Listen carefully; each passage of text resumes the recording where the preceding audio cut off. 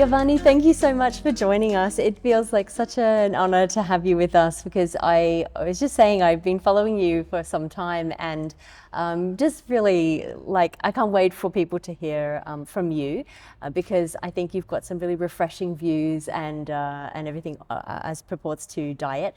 And I just wanted to ask you if you could share a little bit about your background and what led you to be the kind of nutritionist that you are today. It's my pleasure to be with you two today. And for me personally, I choose to be a dietitian because I love food. I love eating. I love to experience with food, cooking, testing new recipes, enjoying food, you see. And I love biology because at school I was doing biology. I really love the physiology, anatomy, understanding the pathophysiology part when we are talking about diseases. And if I have to combine these two, it is dietetics. And that's the reason why I decided to continue my studies in dietetics and not with food science or doing maybe train myself to be an educator at school levels. But I wanted to do something which is related to diseases, and that's why it's dietetic.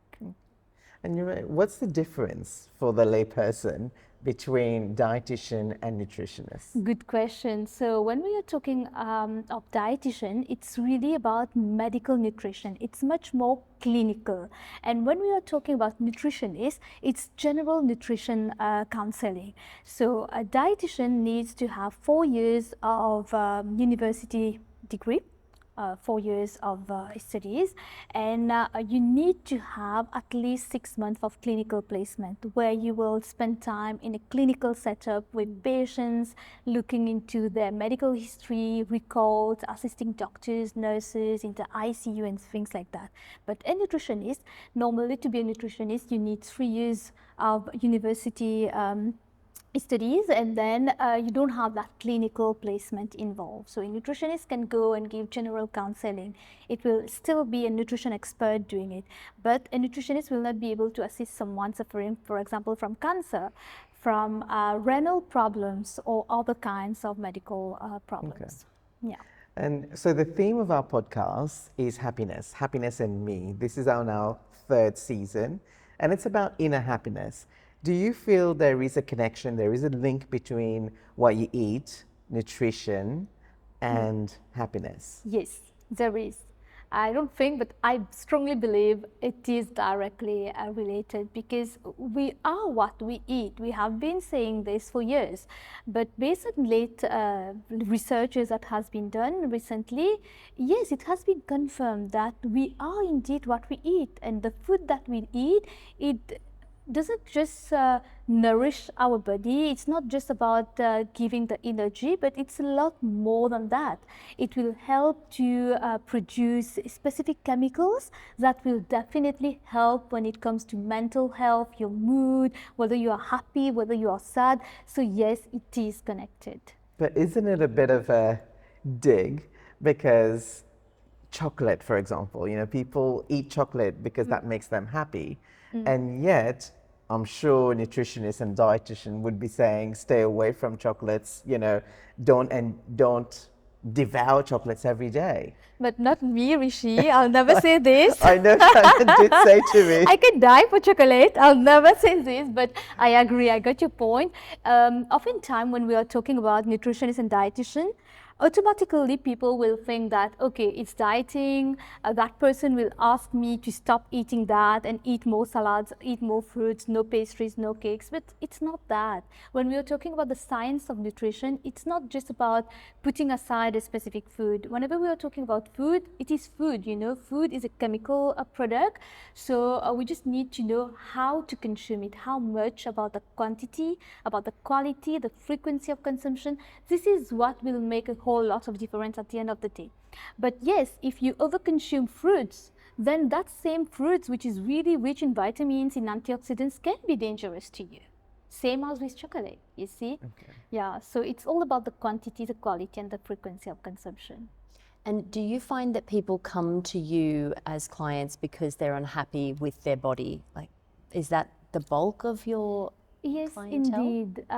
It's sad, but we have lots of people coming into consultation. Like when you will look at the same person outside the consultation, they are good, they seem to be confident, they are leading a happy life, if we can say it like this, because they got a good career, they are driving the latest car, they got everything. But once they are in a consultation room with you, then it's a completely different person. That same person is no more confident, because that person, when he or she will be looking at himself or herself in the mirror, that person believes that he or she is not beautiful enough, he or she is not happy with the weight, and they always want to lose weight because they think that just by losing a few kgs they will be happier.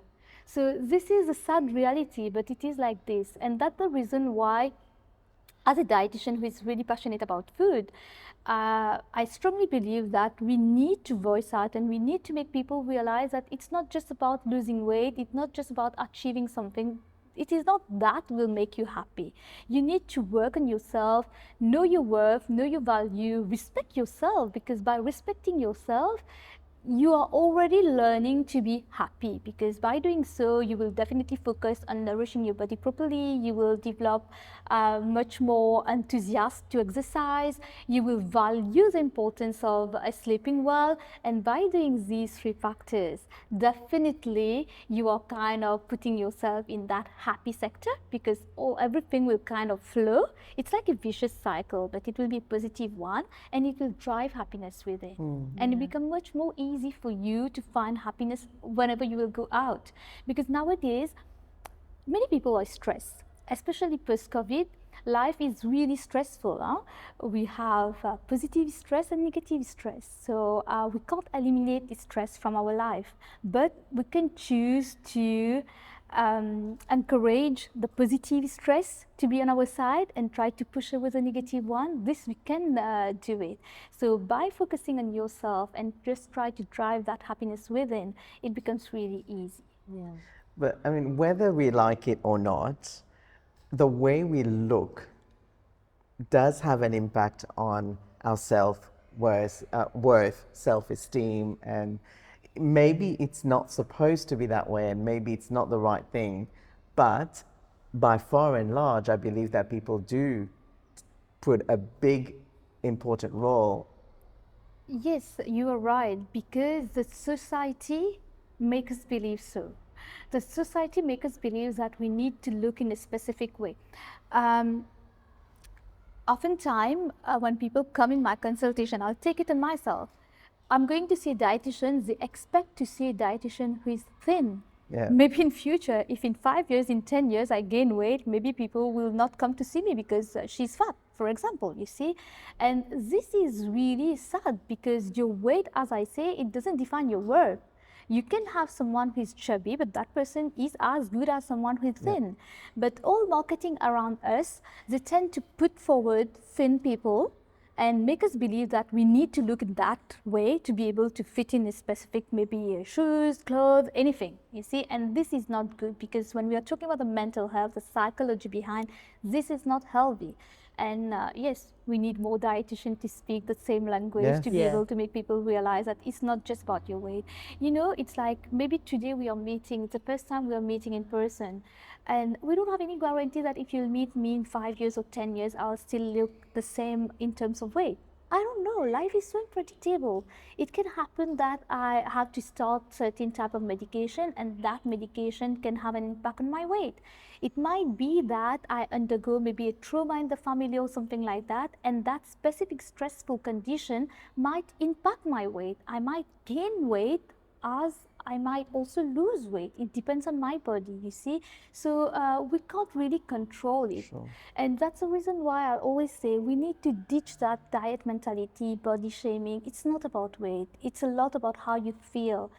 We have lots of people who are thin, but they are suffering from depression, they are suffering from cardiac problems, they are suffering from cancer, from diabetes. And on the other side, you might be having people who are chubby, but they are happy. They are happy, they have a peaceful life, they don't have any kind of complicated disease. So if I have to choose, I'll be honest with you, I'll prefer to be chubby, but with that, you know, peaceful mindset, happy family, happy life. This is priceless. So weight is just a number. So we can't measure happiness based on that number. Yeah, that's really cool.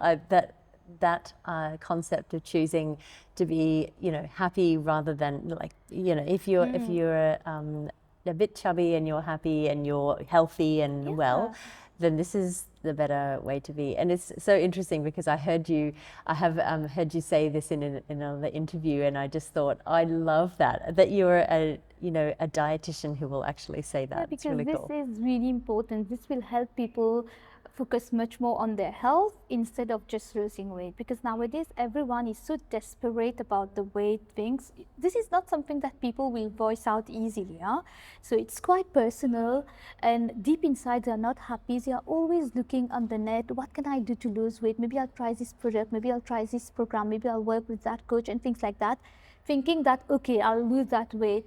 But it's ridiculous. Why do you need to, put that much pressure on yourself just to lose 10 kgs in 3 months, when we all know as health expert that you will gain that 10 kgs again very soon, because once you stop everything, you will definitely gain that weight back, and then you are unhappy again. Why is it, do you think, that when we go for like these specific diets? I mean, I'm also someone who's a bit of all or nothing. So I've tried many of these kind of things like keto or the 5-2 fasting and things, or whether it be really eliminating lots of like carb, like no carb and no alcohol, no sugar, basically no fun. Why is it that those things work, but then Well, after a while? Good question again. So what happened is that our body needs energy to be able to function. Inside our body, what we see in the mirror, it's not that. We got our brain, we got our heart, our kidneys, and these organs, they are working non-stop. They don't have the right to stop. So we need to make sure that we are kind of providing the nutrients, the energy, so that they can keep functioning. Now, when I decide to eliminate, for example, I want to lose weight, I will eliminate carbs, I will eliminate rice, pasta, pizza from my diet. Yes, I will definitely lose weight, because what happened is that my body will not be getting the energy from the carbohydrates. So maybe to be a bit more explicit, when we are talking about energy, this is something that our body will produce. Our body needs glucose molecules to be able to produce the energy. And the glucose molecules will be provided by carbohydrates, proteins and fats. Okay, 50% of our glucose has to come from the carbohydrates, because it is a direct source of glucose, and then the remaining will be divided between proteins and fats. When we don't have enough carbs, our body will have to use proteins and the fats to be able to sustain the body energy requirements. By using the proteins and the fats, I will lose weight. You see, that's how we lose weight, when we kind of eliminate carbs from the diet. But when I'm losing weight, I'm not just losing the fat mass, I am also losing muscle mass, because when I'm talking of protein, it means that my body will break down the muscle mass to be able to get glucose from it and provide the body with energy. So when we are losing weight rapidly on the weighing scale, we are happy. It's like -5, -10, -15, but it's not -15 just fat mass. You are losing a lot of muscle mass, and muscle mass, they are denser compared to fat mass. So you don't need to lose a lot of it to see that decrease on the weighing scale in terms of numbers. So once you are back, now let us say someone lost 15 kgs over 3 months. They are going out, people are saying, wow, you lost weight, and they're really happy, because they struggle to shed off that extra kgs. They're really happy, and in their mind, okay, it was successful, now it's good, and they will start eating the pastries again, slowly back to the pizzas, back to the burgers, the rice, the curries and things like that. And once the carbohydrate is back, our body is just wow. The body will say, oops, there was a period where there were no carbohydrate. Now that it is back, I need to be wise. I will not use all of it. I will kind of keep it in stock, in reserve, so that whenever there is a kind of starvation period, I know I have in stock. you see. So it kind of slows down the body metabolism, and that's the reason why definitely we'll gain back the weight, and it becomes much more difficult to lose afterwards, you see. That's why we say diet will never work. We have a specific medical diet that we use to treat specific medical conditions. Someone who is doing dialysis, there is a specific diet for that. Someone suffering from Crohn's disease, from IBS and things like that, then we have diet. But in general, we don't need to do dieting. We just need to focus on ourselves, learn to eat mindfully, and focus on the quality. This is what will make a whole lot of difference. So if diet doesn't work, then how do you achieve, let's say, losing weight? If I know I've heard you, happiness isn't related just to the weight and stuff, but if you still want to shed some kg, and if diet doesn't work, what do you recommend? So I'll use the term food freedom, having a healthy relationship with your food, because when you have a healthy relationship with your food, you will know how to eat it, how to control the quantity. I love chocolate. So I will not be afraid to keep chocolate at home. Why? Because I have a healthy relationship with food. I trust my body. So I trust my body enough so that I know that when I'll be eating the chocolate, when I am done with it, I'm done with it. I will know when I am overeating. And this is where people are lacking behind, because they don't know how to trust their body. Not everyone study biology at university level or even at SC or higher school certificate level. But this is something that we need to know. We are all eating, we are all consuming on a daily basis. If I don't even know what's happening inside my body, what about the digestion? So there is a problem somewhere. That's why we do invest a lot in nutrition education. So when someone will come to see me, it's not just about giving them a meal plan. We do a whole lot of nutrition education around to make sure that that person is well supported in terms of education tools, if I can say it like this, so that they will be able to decide for themselves in the long run. That's the only way that it will be sustainable, you see. Because when we trust our body, I'll know when I am overeating, I'll know, I feel that it's taking much time to digest. For example, let us say we go out to a party, we are kind of snacking a lot, and then we'll have a huge meal, and then there is dessert, and we want to have it because, you know, it's like we are in a partying mood with all the drinks. But afterward, if you know your body, you will feel that you are having difficulties to digest that food. So you are kind of listening to your body. And just by paying attention to these little details, you will become more mindful. In future, you'll go to same kind of party, but you will tend to choose differently because you know that afterwards you won't be able to digest it properly, you see. So it just by trusting our body, knowing our food, and it becomes amazing. It's all about mindful eating. And there is something which is really important when we are talking about happiness. It is a gut health. Slowly it's coming more often now when we are doing activities and things like that, because we have lots of promising results when we are talking about gut health and like health in general, because everything starts in the tummy, as we say. So everything starts in our gut, and the gut is related to the brain. We do have a gut-brain axis. So whatever we are eating, it will definitely have an impact on our brain and on our body in general. Have you found that people have some really unhealthy beliefs about food when they start this food freedom journey with you? Yes, because oftentimes, for example, people think that when we are talking about carbohydrates, it's just about pasta, rice, potatoes, but they don't realize that even crackers, biscuits, all these are carbs at the end of the day. You see, when we stay with carbohydrates, people think that, okay, I will cut down rice, but I can have pastries from now and then. But it is still carbohydrates. Fats. Everyone is treating fats as if fat is a devil, when fat is not the devil. We are talking about happiness today. Our brain needs fat to be able to function properly. So if we will be afraid of fat, we will never be able to nourish our brain well. So we just need to understand what we mean by fats and how to choose our fat properly. People are afraid to eat avocados when avocados contains lots of good fats. People are afraid to consume nuts on a daily basis because it is really high in fat, and they think that they will gain weight when they will eat this. when you see there is a huge problem, they are kind of pushing away nourishing food just with the thought that they will kind of lose weight. But without realizing, they are kind of putting a pressure on the system.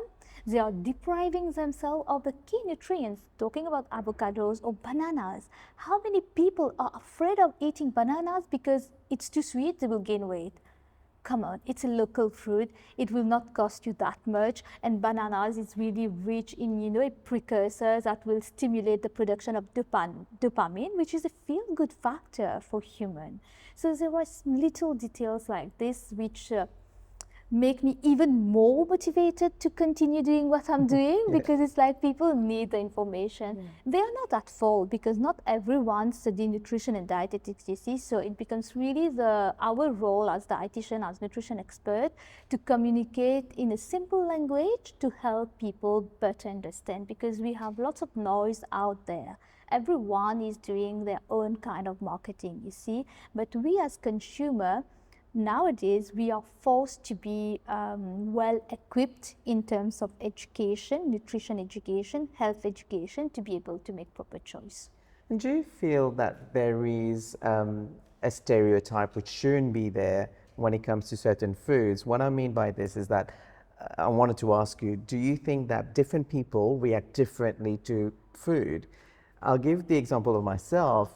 I mean, we live in Mauritius, so I grew up eating rice. I mean, I love rice, but it is carbs. But I ate rice pretty much daily until I was 18 or 19 when I left Mauritius and went abroad. And I was skinny. You know, I don't think I was overweight or anything at all. But then overseas, this is when I started gaining weight. And then, so my question is, if I had to associate carbs with weight, but is it every carb or like? It definitely depends on the person. Carbs is really important. We need the carbohydrates. It all depends on the quality at the end of the day. If I am eating, for example, let us say pasta, or let us say rice. We are Mauritian, we keep the rice, and we'll take the example of pasta also. If I'm having the rice, but I'm taking a plate full of rice with maybe just chicken curry, that's it. But the overall quality is not that nourishing. But if I'm taking the rice, I have cooked veggies, green salads, chicken or fish or eggs.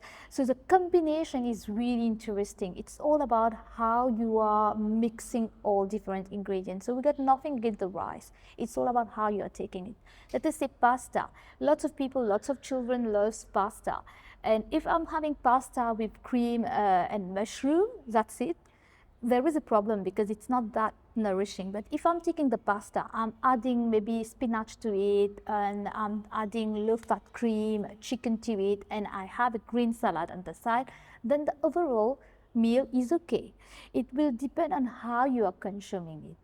So it's really tricky. That's why we say in nutrition, we don't have black or white. There's lots of gray in between because we are human, you know.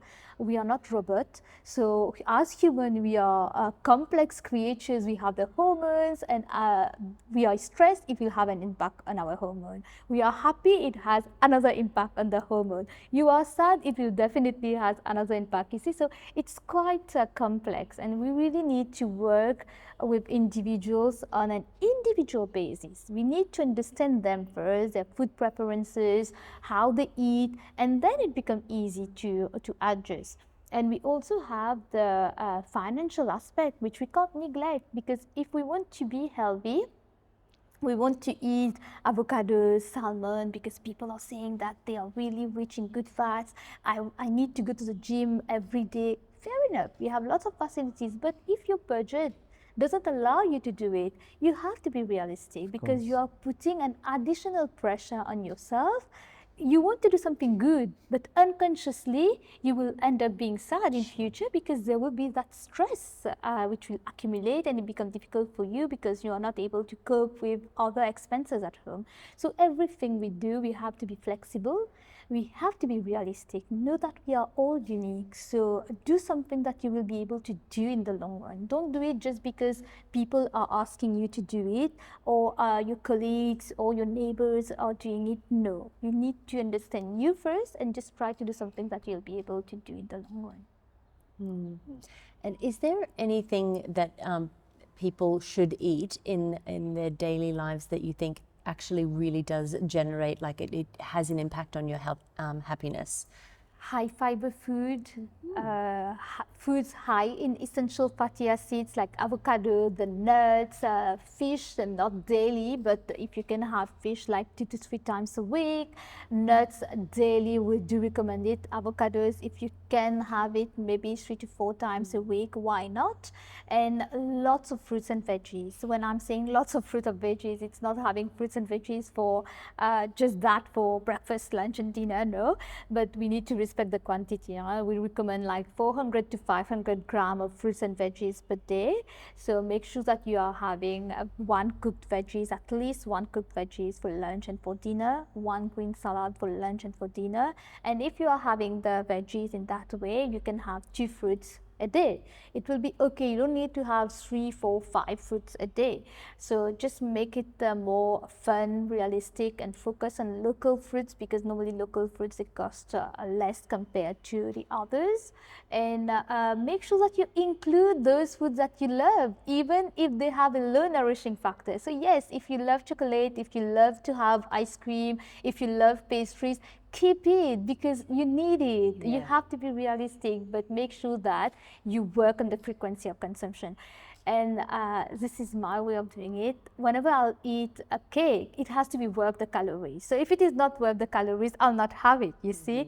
And whenever you are going out, just try to see how you can share your food. Instead of buying, let us say we decided to go grab a coffee with cakes. Instead of buying 3 different cakes, we might decide together, okay, let's have maybe an opera, or let's have a strawberry tart. It looks yummy. And then we can cut it into 3 and we enjoy it, you see. So you will enjoy the food without over consuming, because oftentimes when we are eating, let us say I'm taking a strawberry tart, when I'm eating 1/4 of it, I'm very happy with it.